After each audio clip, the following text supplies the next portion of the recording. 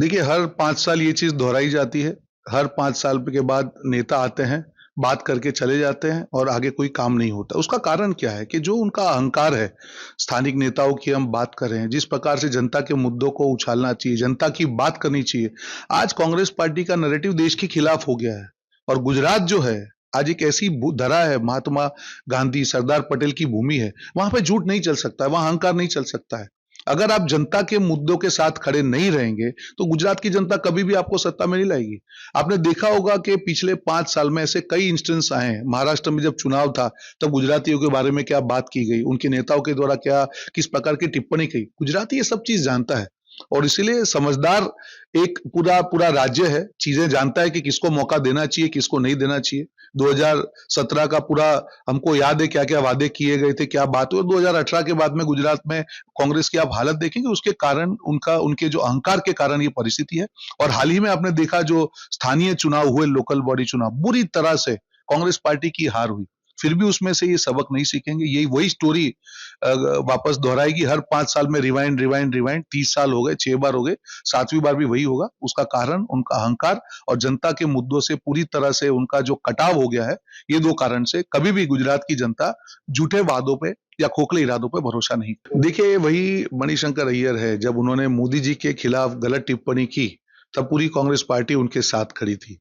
और आज ये वही मणिशंकर अय्यर है, जब गांधी फैमिली में किसी के बारे में बात की तो कांग्रेस उनको गालियां देने लग गई। यही इसी को दोगलापन बोलते हैं, या तो आप उनके साथ हैं या उनके खिलाफ है। और मणिशंकर अय्यर जैसे व्यक्ति जो हमेशा से, जब उन्होंने मोदी जी के लिए एक टिप्पणी की तभी उनका एक असली कैरेक्टर था, तभी ये बात साबित हो जानी चाहिए थी। एक बार उनको निकाला, वापस उनको पार्टी ने महत्व दिया तो नहीं होना चाहिए था ना। अगर आपको लगता है कि एक व्यक्ति गलत है तो गलत है, वो जब मोदी जी के लिए बोले तब वो सही हो और आपके नेता के लिए गलत हो, दोहरा मापदंड नहीं होना चाहिए। और ये आईना मणिशंकर अय्यर जैसे व्यक्ति ने कांग्रेस को दिखाया है कि किस प्रकार की राजनीति होनी चाहिए।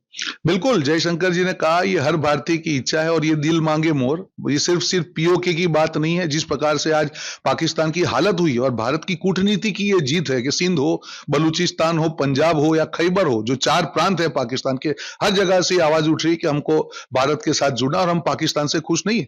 और यही नीतियों की जीत है। आज भारत और पाकिस्तान का कोई कंपैरिजन नहीं है। शायद आज से 10-15 साल पहले डिबेट होती थी कि कौन आगे है, आज वो डिबेट ही नहीं।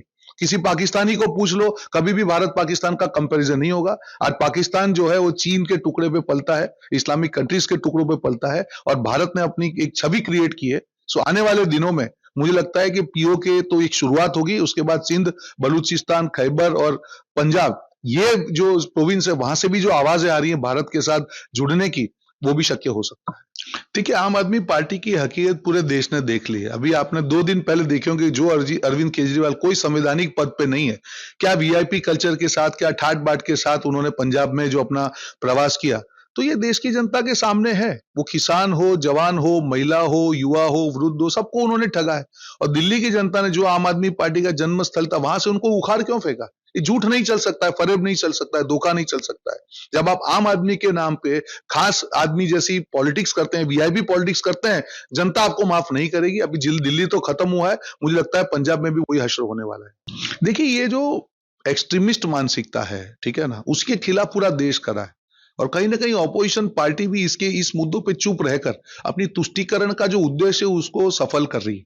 और इसीलिए देश की जनता से उनका पूरी तरह से कटाव होता जा रहा है, क्योंकि देश की जनता एक्सट्रीमिज्म माफ नहीं कर सकती। वो हमारे खिलाड़ी, हम सबको उसके ऊपर गर्व है। उसके ऊपर भी बात करके राजनीति करना, उसके लिए खिलाफ ऐसे बयान देना, मुझे लगता है ये बहुत अच्छी राजनीति। इसको हर धर्म, हर जाति, हर पार्टी के नेताओं को इसका खंडन करना चाहिए और ऐसे लोगों को इस प्रकार के बयान देने से रोकना होगा। पर आपने देखा होगा कि किस प्रकार के रिएक्शन आए हैं दूसरी पार्टियों के। किसी ने चुप रहने मुनासिब माना, किसी ने इसके खिलाफ बोला नहीं, किसी ने समर्थन किया। यही हकीकत दिखाता है। और अब कभी भी भूतकाल में भी आप देखिए, सनातन के अपमान की बात हो, हर जगह पे इन्होंने मूक रहकर, आज बांग्लादेश में हिंदुओं की बात हो, हर जगह पे इन्होंने चुप रह के कहीं ना कहीं अपने तुष्टीकरण के उद्देश्य को आगे, देश से आगे रखने का जो कारसा किया है, इसी कारण देश की जनता का भरोसा इनसे पूरी तरह से उड़ गया है। और इसीलिए तथाकथित इंडी गठबंधन के परखच्चे उड़ गए और कौन से टुकड़ा कहां गया उनको भी मालूम नहीं। देखिए, ये वादा था भाजपा का चुनाव के पहले, और मैं भी चुनाव में वहां पे रहा। जिस प्रकार से आज घुसपैठिए चुनाव को कहीं ना कहीं इंपैक्ट कर रहे थे,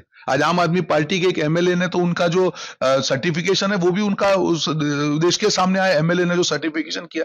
ये देश के लिए खतरनाक राजनीति है। आप देश में वोट के लिए बात कर सकते हैं, पर घुसपैठियों तो के सारे अगर आप अपनी राजनीति करें वो नहीं चलेगा, देश के लिए खतरनाक है।